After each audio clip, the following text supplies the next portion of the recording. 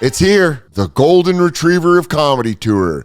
It's in here. September 5th and 6th, stand up live. 4 shows. 2 Friday, 2 Saturday. September 25th at the United Theater in Los Angeles. LA, I know it's downtown. I know no one goes downtown, but I promise you, I'm bringing in a very good show. It's going to be worth your time to go downtown. September 25th, United Theater. Then the next night, the 26th, I'll be at the Moore Theater in Seattle, which I'm very excited about. And then the 27th, Revolution Hall in Portland. Portland, you sold out, so I love you. Thank you for selling that out. Seattle and LA, pick up some tickets. The shows are going to be very fun. DanSoder.com for all dates announced right now on the Golden Retriever of Comedy Tour. Thanks, and I'll see you out there. I'm going to teach you how to text. That's my whole goal. Text? How to text with warmth. Why? Mine's just too direct? Way too direct. No. Dude, your shit is... You don't even have... Not wasting time, right? Gets to you have grilled chicken, no seasoning texts. Do you understand me? I think the words you're looking for is Navy SEAL type efficiency. There's no efficiency. Yes. ChatGPT would go like, GPT. Now it's fucking with my head because Katie was like, what are you calling it? And I was like, ChatGPT. If we gave that to AI, your texts, AI would go like, are you mad at me? That's how we're judging stuff now by AI? Who got to you? AI. Are you a hologram? I've never even been real. This isn't a program. You're asleep. You're still at school at Penn State. You thought microphones were going to be portable? Can I quickly change the subject? Yeah. I got in pretty easily to your building. Hey, here's my apartment. Here's his apartment number. By the way, the front, little to no security. Well, at least bleep out the number. Yeah, he'll take care of me unless he wants me dead too. In which case, all these people I thought I was close to just want me fucking murdered. My point is that, I'm trying to protect you. I'm actually trying to protect you. I don't think you are. I could have got in here and slit your throat by now. I could have slit your throat. You're doxing me on my own podcast. That's a wild move. Especially as someone that I want to say was the security of 2555 31st Street. Well, you had all the machetes, which I thought was odd for some reason. And you gave me one. They go, this is for you. This is for your room. Yeah. He didn't even say it was for me. It's for your room. I bought a Rambo knife that I lost. I don't know. I think it's here. It's somewhere. John Jay?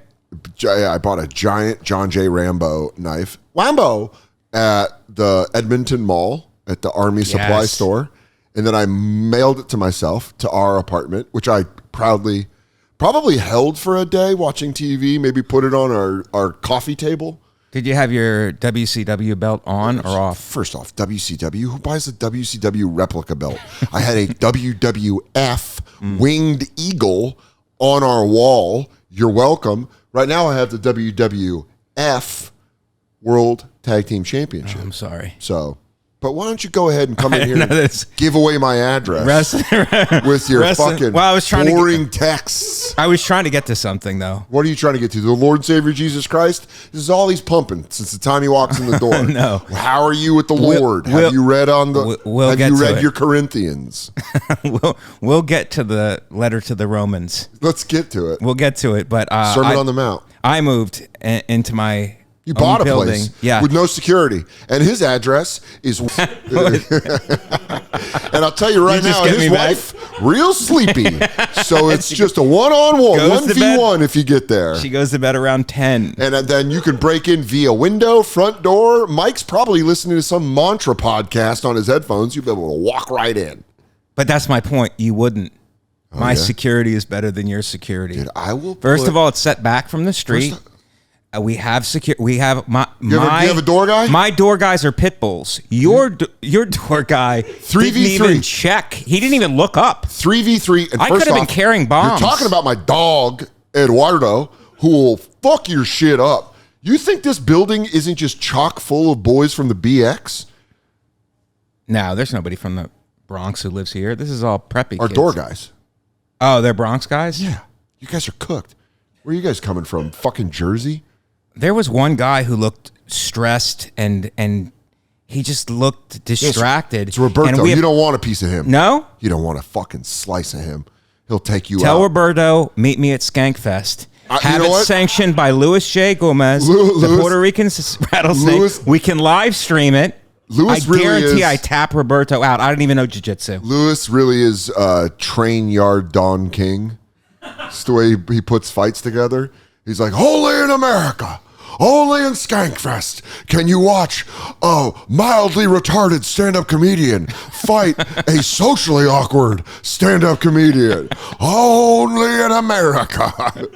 Yeah, dude, I'll do a 3v3 your door guys versus my door guys any fucking day. No, my door guys are sick. My door guys are sick. Bitch. I can just tell by the way they handle packages. Dude, their core strength just blows your guy away. We have a whole package department. So if you're letting We have one too, next to the gym. Gym? Ours is a floor up. You want to do amenities? Ours is a floor up. Our iron paradise is actually in the sky, not on ground level like your shit. No, we work out underground like Batman. I'm just letting you know. I'm just trying to let you know what time it is, Soder. Dude, God, I have a cup of coffee in me and I'm coming in hot. I like coffee, Mike. I can't wait to go downstairs and recruit 3 doormen and go, I need you guys to beat the shit out of my friend's doormen. Which absolutely does sound like something that we would get into after moving into Manhattan. Yeah. We were just 2 Queens roommates, and now we're like, my doorman versus your doorman. Yep. At the old polo grounds.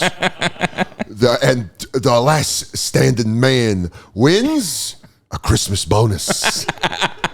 The Christmas bonus. You own now, though. You bought a place. Me and the bank, we got a 100-year mortgage. Do they call you every day? Does the bank call you every day and go, what's up, pussy? How's my place? That's what I'm afraid of. Yeah. They call me up and go, how's our wife? Yeah, they go, oh, I was watching her sleep this morning. Yeah, I put a ring cam on your bedroom. You guys, you just have a ring cam in the corner? Yeah. What is that, Mike? And the guy goes, hey, what's up? I'm Edward. I work at the bank. I work over here at Chase. It's the bank, yeah. It's the bank's house? The bank. I just paid it for the first time. Damn. And so just paid the mortgage. I got to put food on that table. I can How say long that of a phrase mortgage now. did you get? I know nothing about mortgages. Maybe some of our listeners are stupid like me and don't know. Can you explain? I don't know anything about it either. It was a lot of paperwork. We did all the paperwork. There was like 100 pages. We were there for an hour signing stuff. It's like, this is to say there's no lead paint there. It's like, but is there no lead paint? It's like, this stuff is all. Just go ahead and say, do you want the place or not? Isn't it crazy that the boomer generation literally grew up with like lead in the gas, lead paint? Yeah. And then now we won't let them give up power. Like, these are people that have lead poisoning and they're like, I'll tell you what's going on. It's the bugs in the wall. And they're holding the wealth. Senior senator from Minnesota thinks there's bugs in the wall. They're like, also, no school lunches. It makes kids happy. They're all Mr. Burns. Yeah. Our entire government is Mr. Burns. They're like, send out the dogs. Fuck them all, dude. Your generation fucked up. Gen X fucked up. Oh, Gen X did? You guys fucked up. No. You guys blame us because we like avocado toast, but you guys didn't take the power. Where's all that wrestling, Mike? Why'd you wrestle for all those years? Couldn't wrestle away the power. We're biding our time. For what? They're already dead. They're walking exoskeletons. Well, I bought just in time for a socialist mayor to come in Dude, and make everything love even again. Mom Donnie. You're a mom. No, dad. I hope he makes us roommates again. Oh, dude, that'd be hilarious. And then we could, Deport Soder, cross town. You know what's funny? And then we could do like a sitcom thing where we go, Mom Donnie. It's like Perfect Strangers, but in reverse. Dude, I'll be Perfect Brothers. Whoa, I'll be your Balky Baltalamus all day. I said his name wrong. I know Larry Applewhite, but Barry Balky, he was from Mepos. Perfect Strangers, right after Herman's Head. Dude, Herman's Head was great. And also it was really ahead of the curve explaining that we were all going to have mental illness. Mm-hmm. Herman's Head was like, hey, generation of children, you're all going to be on SSRIs and fucked up. And we're like, there are people that live in his head. And then now we're all like, I want to kill myself because I'm on Instagram 9 hours a day. It's so funny when you think about 90s programming being like, hey guys, you're all fucked. And we're like, X-Files? I'm now getting into X-Files. Yeah. I couldn't watch it when I was with Mike because he called it satanic. He said it was anti-Christian. So I wasn't allowed to watch X-Files, but now I am. What a show. What a good show. And by the way, they're declassifying a lot of stuff from that show that is absolutely true. It's like from 1992 and they're like, there's spaceships, but you went on Rogan and you hated it, so we won't talk aliens. I was never allowed to talk about aliens. I was never allowed to talk about aliens when I lived with Mike.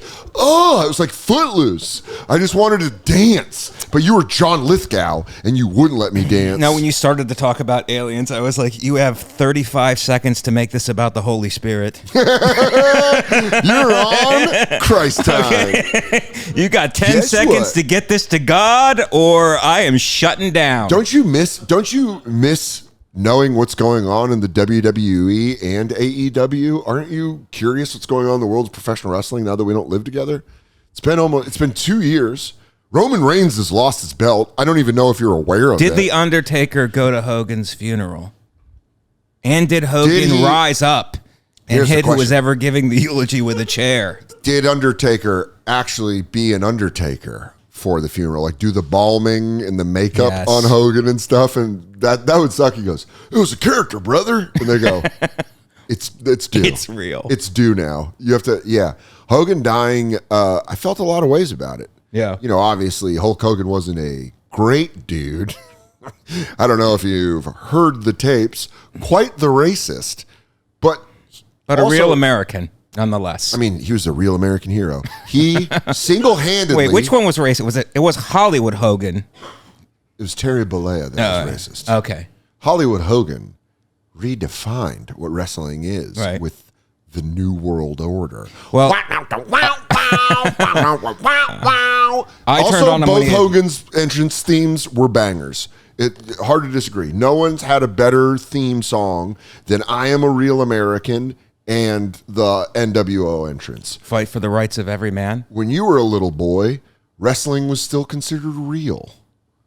Yeah, it was. Did that make you mad as a actual No, wrestler? because I used to watch the league that no one watched, which was the Von Erichs. You watched Texas wrestling. Yeah. I think you watched NWA, which was the number 2. It was the Von Erichs. But and Von Erichs were like Ric Flair wouldn't be Ric Flair without NWA. The Von Erichs, which the movie, did you watch the movie? No. The Claw? Or what's it called? It's not called The Claw. It's called like you should watch that. 'Cause it's about his family and how they all died. Yeah. But you would watch that? I'd watch the Von Erichs, and then I got back into it because it took when like Stone Cold came in. You were teaching special needs I was kids. teaching, and I would tape it because they loved it. And then I would bring it in, kids with emotional problems, and it would be a reward. If you pay attention in class, you get to watch Stone Cold, honestly, seek revenge. That would have worked on me, too. I probably should have been in your class. Yes. I think I had a lot of issues. Because if you would have gone, we'll watch The Rock and Kane in a cage match, I'd go, I'm not going to speak up today. I'm going to let this slide. What's it called? The Iron Claw. You should watch it. But you never like took a personal issue with pro wrestling because you were an actual wrestler? No, I got what it was. You were like, it's just gay ballet. It's stunts. Yeah, it's stunt fighting.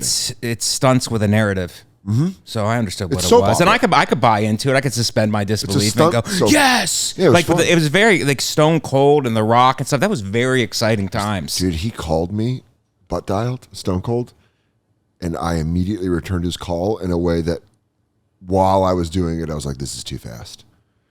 He called me, and I got back from the bathroom, looked at my phone, and I was like, missed call, Stone Cold. Didn't even go like, should I call him back? And then nothing.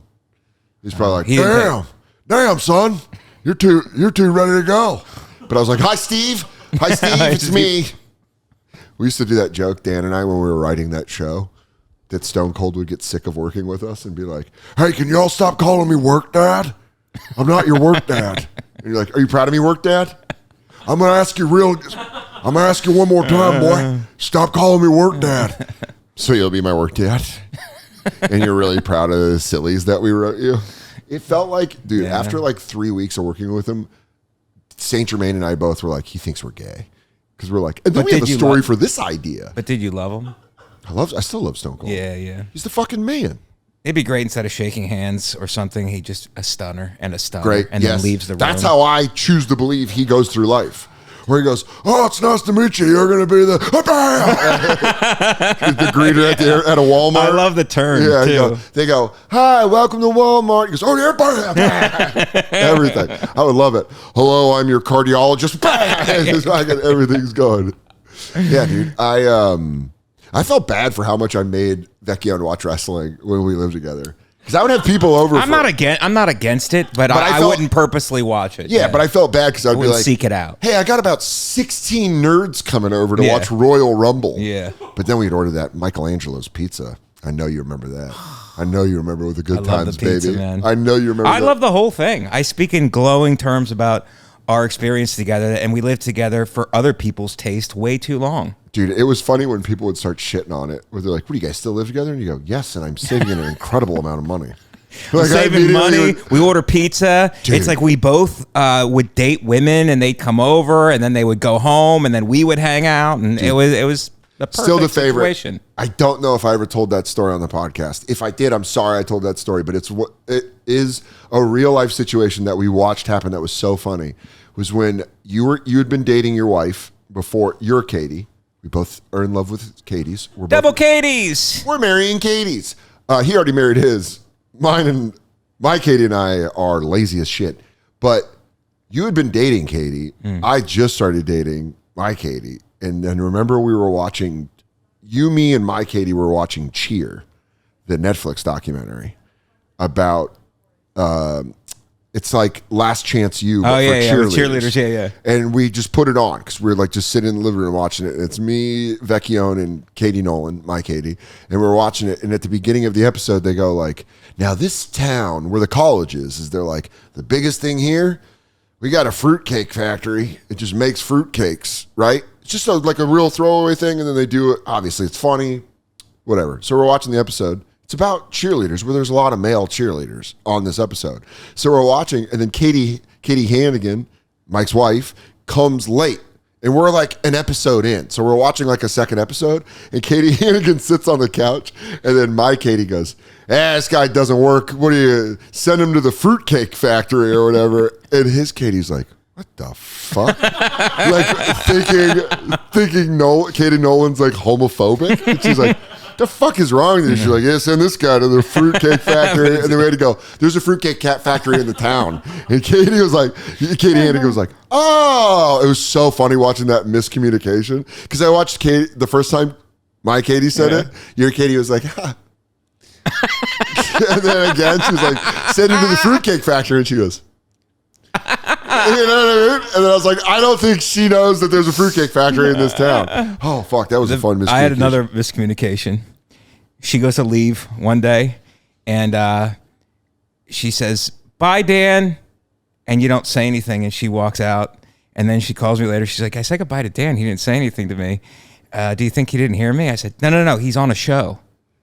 He's what? He's on a show. He's on Billions. That's so funny. So he won't talk to you. I go, I pull you aside. He thinks he's better than you. I pulled you aside. He does it to me all the time. I go, how much does Katie pull in via SAG-AFTRA? I don't know why. Well, I just don't know if I should address her. Dude, you want to talk about miscommunications? I'm going to get a text about this conversation, but we have to say this on the podcast. Ooh, sock knock, baby. If you're a hypochondriac, then you are like me. Homeless Pimpin' just had to hear me talk about the fact that I think I'm having a light heart attack for the past month because I have some chest pains. I have no idea what it is, but guess what? I can go to ZocDoc and find out someone that does know what the hell I'm talking about. If you've got stuff like sleep trouble, stress from work, feeling bloated after certain meals, maybe lower back pain, guess what? ZocDoc. ZocDoc is a free app and website where you can search and compare high-quality in-network doctors and click to instantly book an appointment. I'm serious. If you're feeling like, oh, I don't even know who's around me that could look at my feets, ZocDoc, they're going to hook you up. Stop putting off those doctor's appointments and go to ZocDoc.com/Soder to find and instantly book a top-rated doctor today. That's ZocDoc.com/Soder. ZocDoc.com/Soder. We lived with Handsome Pete, our roommate, Handsome Pete. Shout out, Handsome Pete. He texted me recently because there's a huge DJ that likes my stand-up. So that was the only way that Pete was proud of me. It's because this giant... A guy who's on ecstasy? No, this DJ, John Summit, who's like a big deal, was like, yeah, I love Dan Soder as a comedian. And then Pete, my roommate, who we've known for fucking 15 years, is like, oh, it's my boy. And you're like, oh, all of a sudden I'm your boy? Yeah, oh, no, that's so cool. Pete, you used to come to shows where I do Monday nights at Caroline's. Like, what the fuck are you talking about? But Pete would get, he'd pull. He was a handsome dude. You had a joke about him?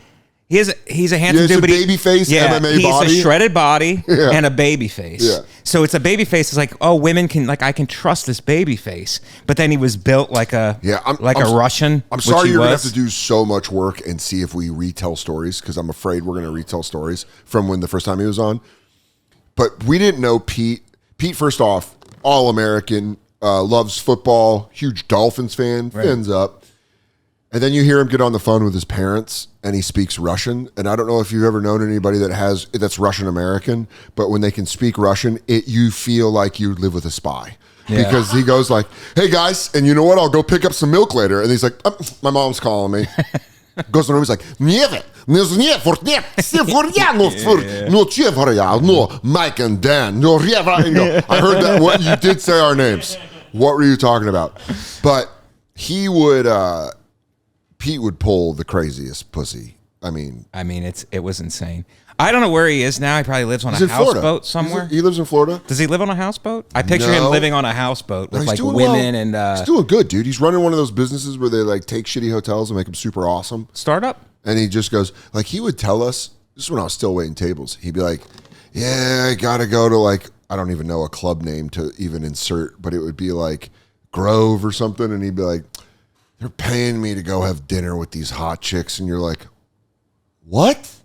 Meanwhile, I'm eating staff meal from Dos Caminos that I snuck out. And I'm like, what do you mean you're going? He's like, I got to go to the Gansevoort. They're going to pay me to eat there with like 5 models. And you're like, who does this? Who's your pimp? Yeah. But he dated this girl. I won't give her name away, but they were, to describe their relationship, it was a Rihanna music video. It was like... them making love in a windy sheet and then throwing stuff at each other in our living room. They had a crazy fight, right? But the best part of Mike and I being comedians, we were home during the day all the time together. Yeah. So like me and Mike would hang out during the day and then at night we would go to work, so we'd go to different places. So Mike and I saw each other all the time, but Pete, he would have to be up late for us to see him, or like we'd see him when he came home from work right before we went out to do spots. Right.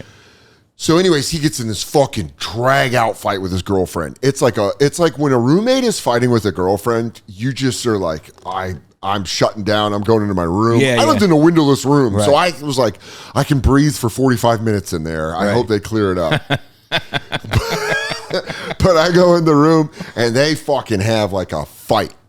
And we go out with you spots, everything. It's the next day.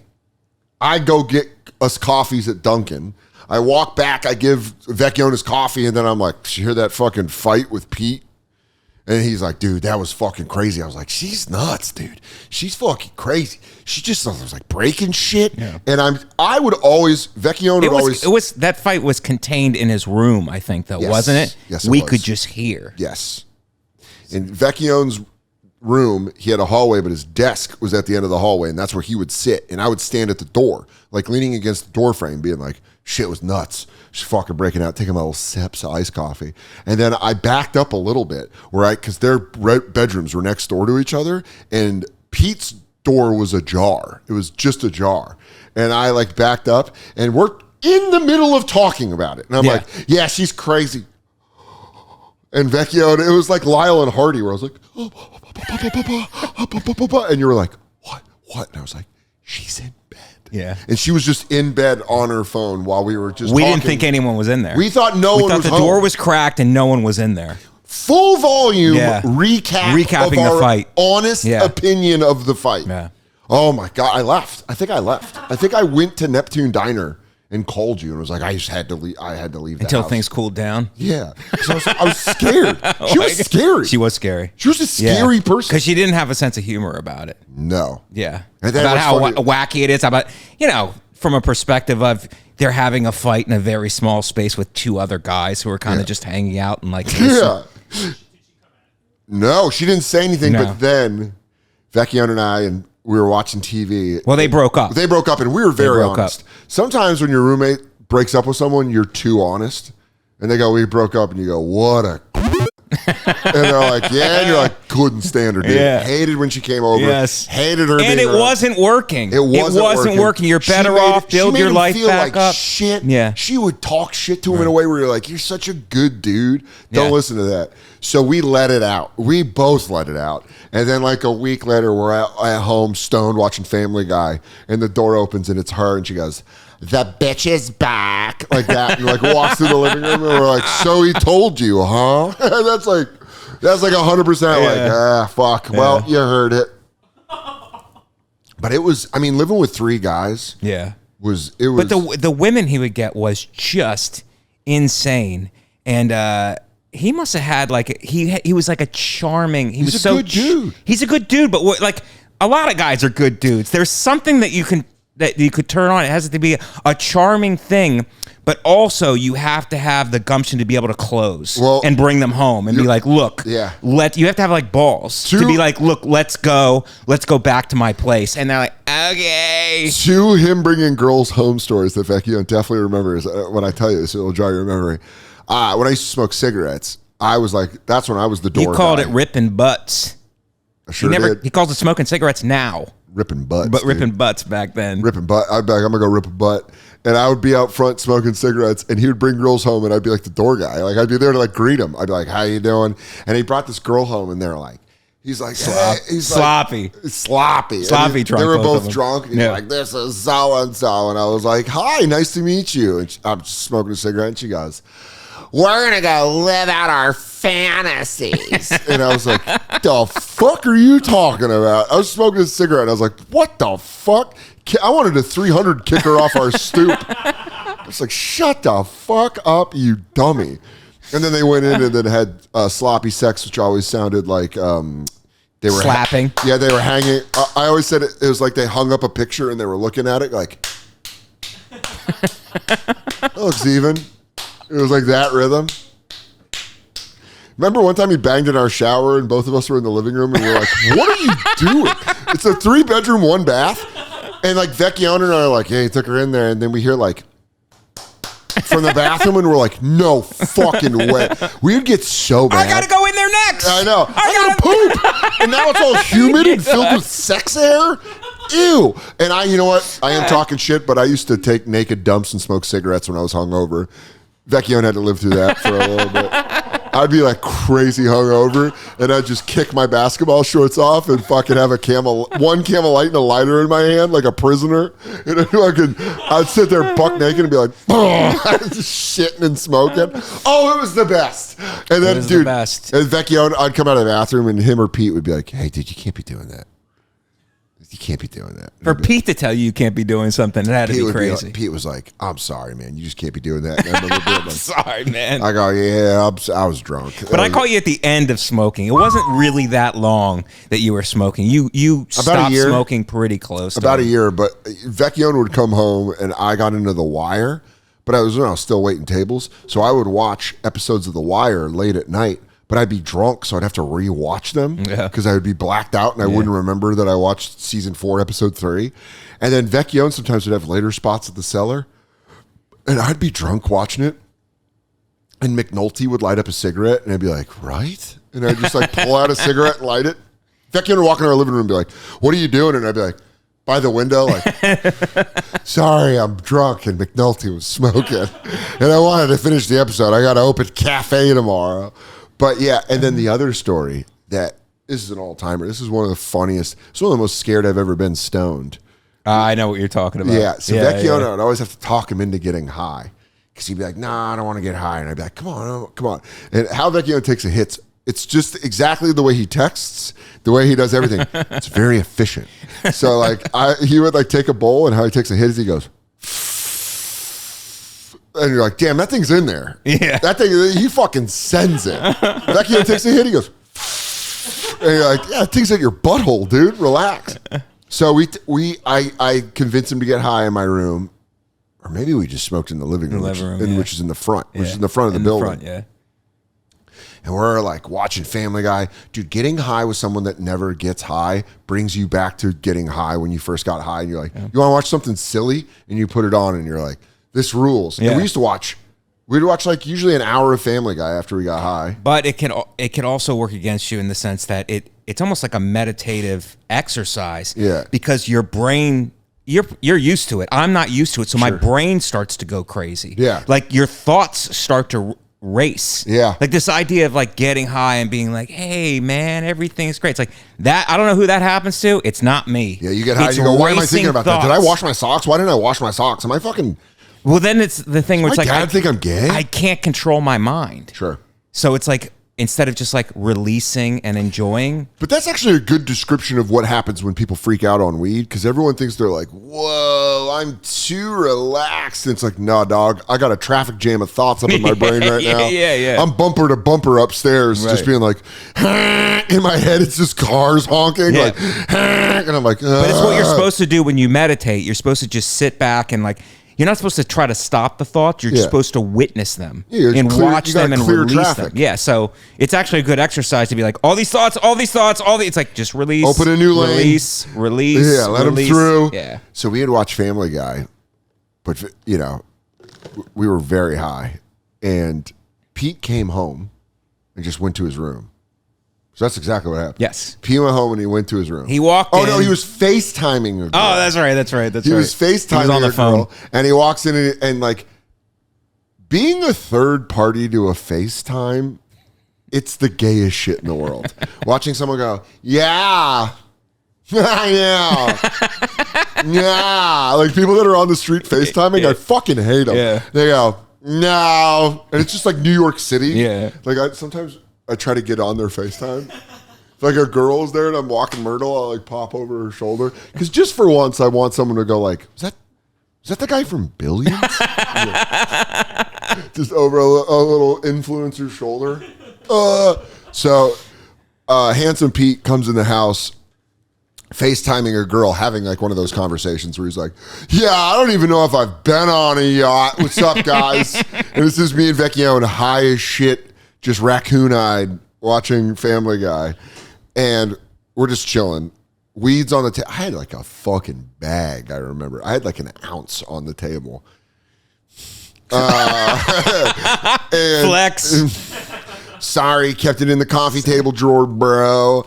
That's where the bong pieces were too. So it's all there on the table.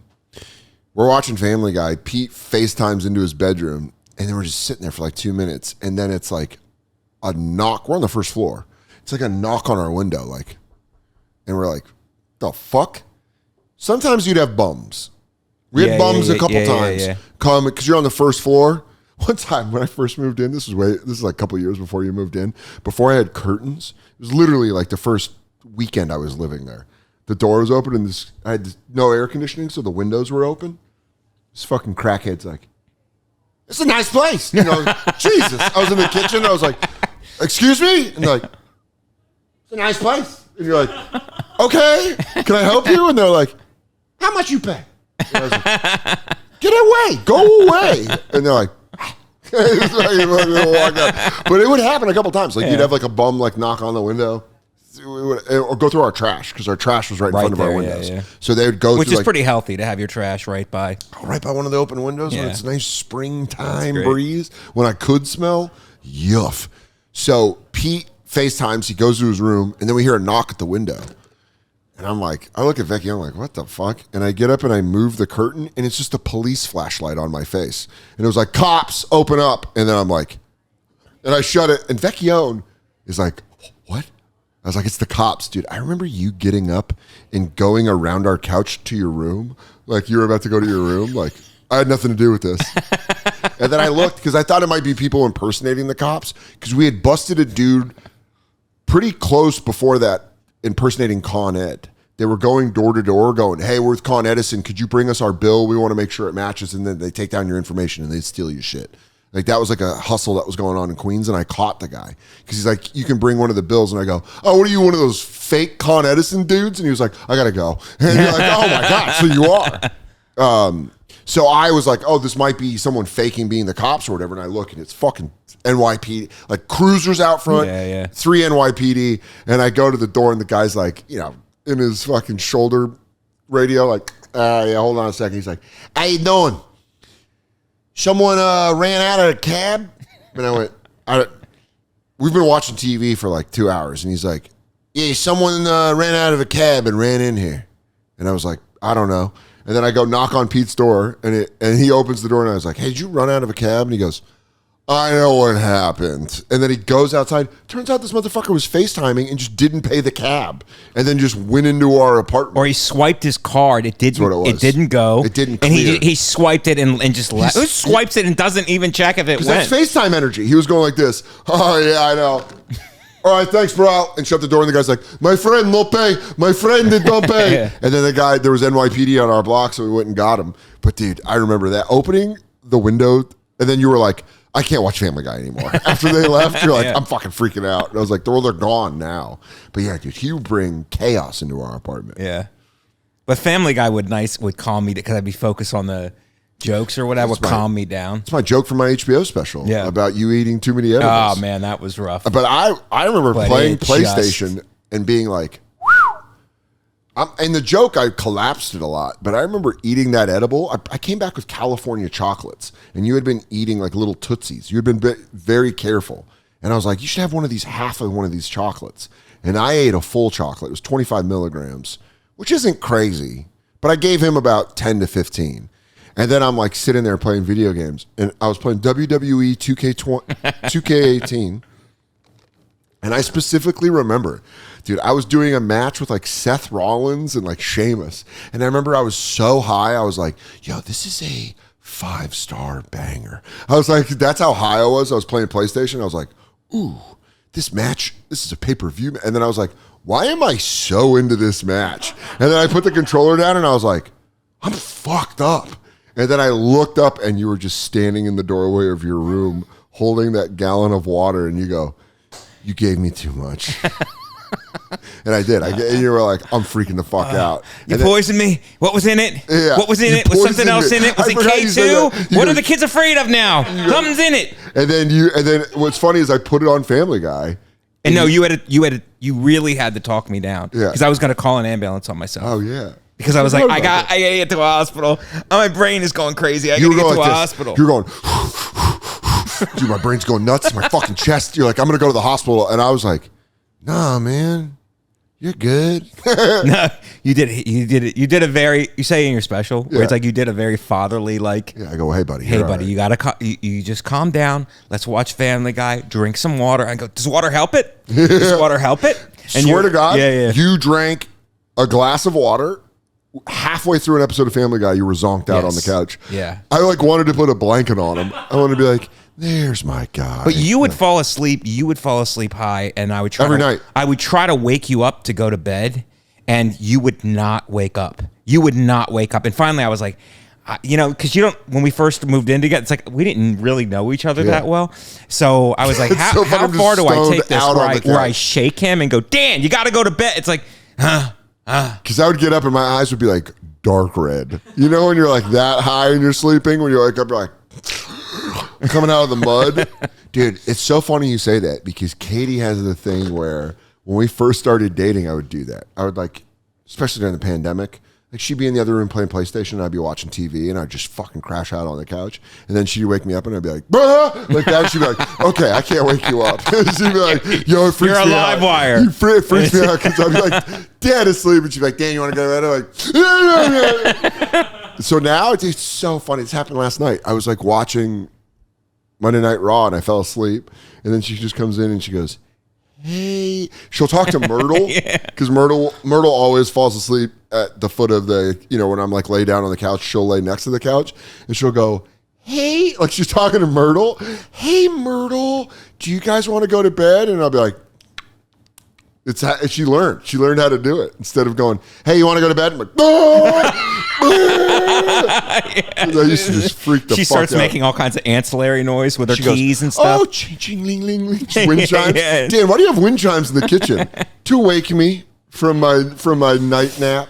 But can I say something about the window on next to the street? Shout out 31st Street. You can walk by it. If you want to go see the 2555 Dojo, we can give away our address now. But the 2555 boys on 31st Street? Yeah. Motherfucking problem. 2555. You catch me when Caprice and Don Quixote or whatever that Dominican club was at 4 a.m. Yeah. I used to smoke butts on and watch Greek white trash. I'd watch Euro trash fight Dominican trash. Yeah.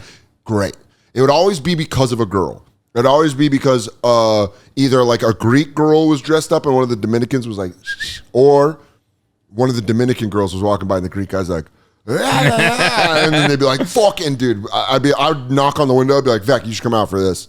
Because I'd be, I'd go back-to-back cigarettes. Yeah. Ooh, take me back. We had box seats too. Yeah, the window was right there on the street under the train. Do you remember when we opened the window and turned off all the lights when there was that like huge problem where the cops showed up? Do you remember that? Yeah. It was across the street in front of the CrossFit. Yeah. And it was at night and we opened our blinds and turned off all our lights and just sat there and watched it. And we were like, oh, dude, this is getting fucking real. It was awesome. Remember the Greek music store across the street? It became the fucking CrossFit. But the Greek music store, it's such a funny niche thing to have in our neighborhood. We'd leave and go, does anybody need anything from the Greek music store? Does anybody want a Feta tambourine? Do you guys want Yanni live at the Acropolis in Blu-ray? I think I can find it over there. That's all they're selling. So COVID happens, and my Katie moves in, and you move in with your Katie. I moved to Jersey with my Katie. Okay, so we're there, but like Katie's not used to that window, and things are getting nuts in society. It's a fishbowl. Stuff is happening on the streets and stuff. You walk by that window, it's very long, and it's eye level, so you're immediately like... Yes, and we're on the street, basically. Yeah, that was the joke. We're right on the sidewalk and next to a mosque, because that was the joke. That was the joke I had about the woman that I was stoned running late for the bonfire and I slammed the window and I went no, and she went like that, and I was like no, I meant no, like I didn't mean to slam the window. But that mosque, they would get out and they would look at us like, what the fuck are these guys? But it's crazy. But Katie was afraid because anarchy might break out or something. She's like, what if people come through this window? It's right here. We have no protections. We barely have drapes. They just come through the window. I go, I don't know how to remedy this situation. What do you want me to do? Board it up? I don't know how to board it up. They're not zombies. Also, Anthony finding out you boarded up the front window would have been so funny. Hey, Mike, I went by 2555. What's up with the boards on the window? I don't know if he would have even noticed it. He was that aloof about it. He didn't give a shit about our apartment. And it was so funny when we found out the hot girls on the third floor got a refrigerator like an hour after theirs broke because they're crazy hot. Like, Anthony, my refrigerator broke. He goes, I lifted one by myself up to the third floor, walked up. You're welcome. You're beautiful. I've never met it. She was from Trinidad and Tobago. Yeah, Handsome Pete. Handsome Pete met them. Yeah. Handsome Pete was all up in her best friend. Do you want to come up and party with us? Do you want to come up for some drinks? Not you two. But do you want to come up for... Not you two. You stay down. But do you want to come up? Do you remember how Nate described us? Remember Nate?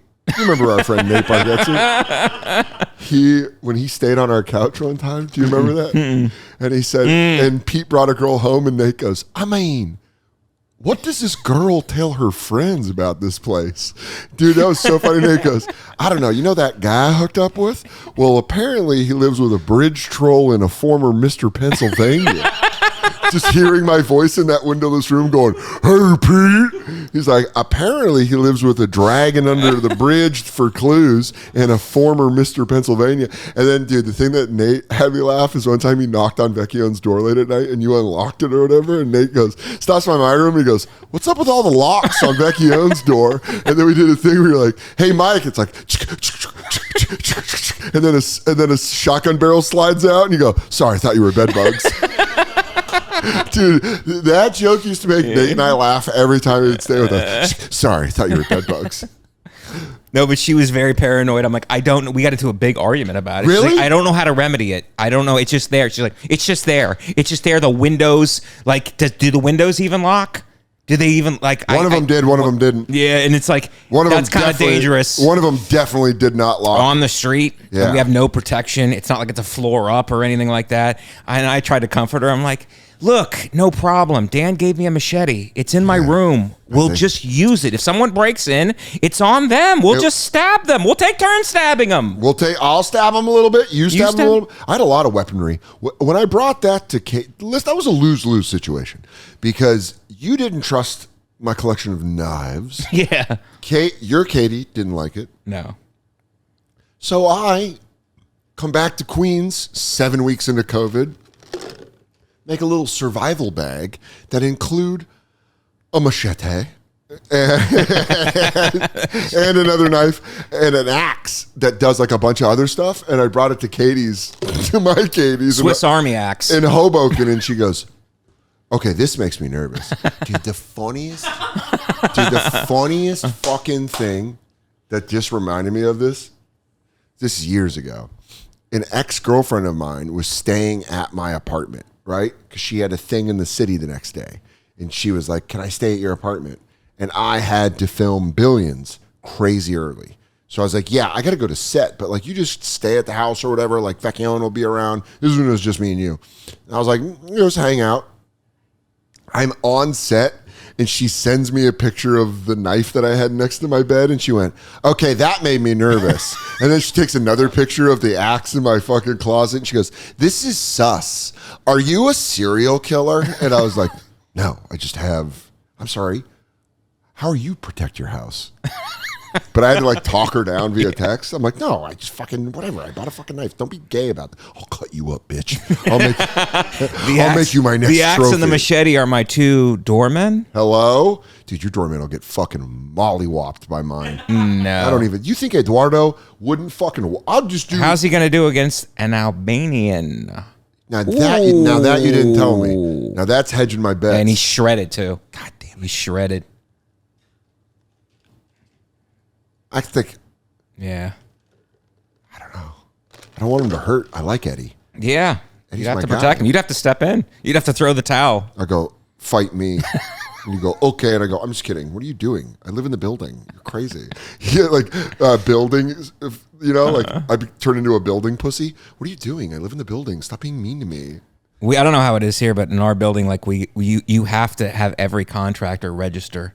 They have to have proof of insurance. Oh, really? Yeah, and if they don't, you get in trouble. We got in trouble already. We already got zinged for with the air conditioners because the air conditioner is not part of the building. It's the window units.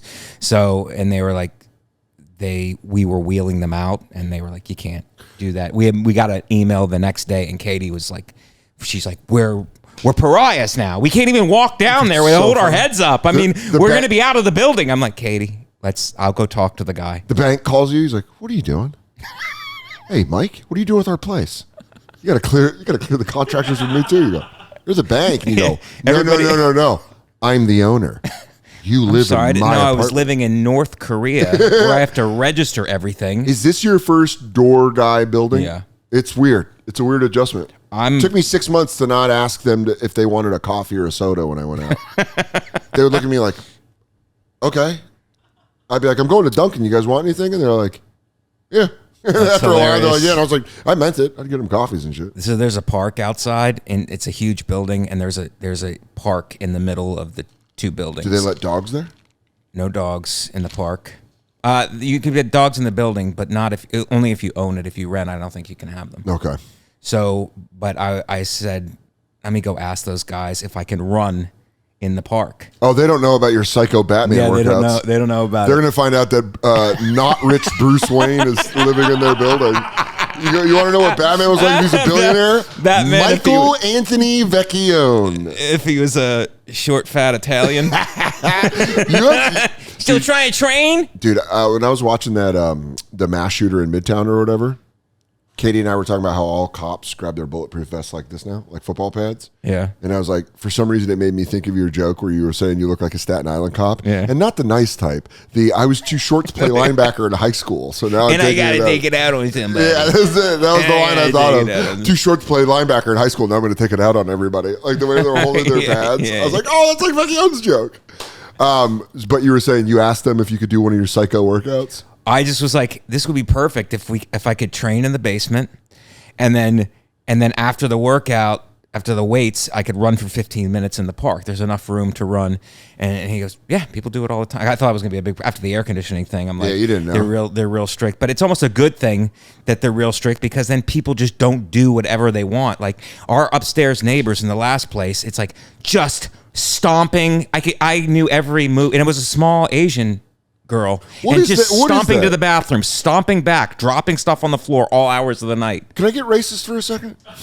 Please. Can I get my racist on? Please. No. The 2 times. It's 2 straight whites talking here. Just not hurting anybody.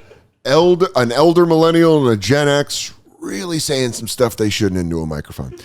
When you lived in your apartment and you talk about when we get breakfast and you talk about your neighbors stomping around, right? Yeah. Very briefly, you'd be like, yeah, it's like they're Asian and they stomp around. When Nate lived in Queens, he had those Chinese neighbors upstairs, and I would stay at his house, and it sounded like they were wearing like steel boots walking around. Yes. And then you'd see them, and they were like 5'2". It's Yes. like, how do you guys run along trees and fly through the air, but also you can't walk in a Queens apartment without sounding like you are my 1,000-pound life? It's insane. And it got to the point where I'd knock on her door. She'd be stomping and dropping stuff on the floor, and I would knock on her door, and she wouldn't answer the door. I'm like, I know you're up there. Yeah. Like you're doing it. It's happening. Yeah. And then go back down, and then I would just leave her a note, and then she would respond to the note like a few days later or whatever. And I'm sorry, I'll try to be more mindful. But she was never more mindful. She never was. It was. And then Kate, we're just laying in bed one night. It wakes us up, and Katie's like, "What do you think it is?" Chinese drill team. Well, Katie was like, "Stomp team." What do you think she's doing? And Katie goes, it's OnlyFans. She's doing OnlyFans. She's like moving stuff, dropping props. It's OnlyFans. And I go, I think it's fascism. That's funny. I think the stomping is marching. She's practicing and she's building a weapon. She's practicing the goose step. She's learning how to salute a giant painting of our leader. Yep. That's what I think it is. But isn't it weird, because the owner of the apartment was Asian, and she only rented to Asian people, and we've been canceled. That seems fine, but that wouldn't work if it was a white. When the People's Republic of China takes over this country, Mike and I are gonna have to go through and wash all this out. Yeah, this perfectly good podcast whitewash. Content. Whoa. Even Joe Rogan couldn't get that out of Mike Vecchione. Dude, first off, the special is awesome. Thank you, buddy. People need to go watch it. Yeah. And Pimp was there. Pimp saw it. He made it. Pimp made it. Pimp saw it in Jersey first. I'm going to tell. That's what I'm going to ask for. If you're a Vecchione head like me, you want to see the Stress Factory tape. So comment below, release the Stress Factory tape. Put it down there, guys. Smash that like button. Hashtag release. Not the Epstein files. We want those released. But we also want the Stress Factory tape released. Can I show you something? What, the Epstein files? Yeah, Absolutely. I have the Epstein answer. I have it on my phone. That's so funny. Dude, I have it on my phone. It's going to blow your mind. George Clooney. I'm like, well, there goes Ocean's 11 for me. He lives across the way from me. Whoa, yep. Epstein lives He didn't die. Whoa. He lives across the hall. He just lives in, yeah, I said the neighborhood he lives in because Vecchione wants to dox me on my podcast, so I'll dox him right back. I pretend like it's an accident. I don't know how the internet works. I was trying to protect my friend. I didn't know. I'll put us in such grave danger that we have to move in back together, back to back, to trust each other, back to back. No one comes in. Likely enemies become friends. Hashtag release the Jersey tape or the Stress Factory tape. I want to see it. Because I know you ripped, and you're very modest. And Pimp came in and was like, it fucking crushed. Yeah, it was the truth. Release the Stress Factory tape. But Pimp did a great job on the official special. Go watch the official special. Yeah. Give that. Nate Land, and shout out to Nate Land for doing it and putting the money up. And put in a word with Nate that we say hi. If one of them sees this, if one of his paid assistants sees this, please tell Nate we miss him.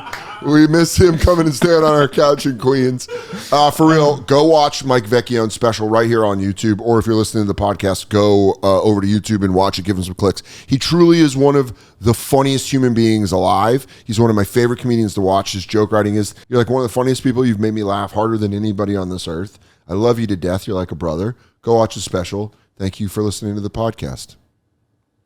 I love you too, buddy. I just do ASMR at the end.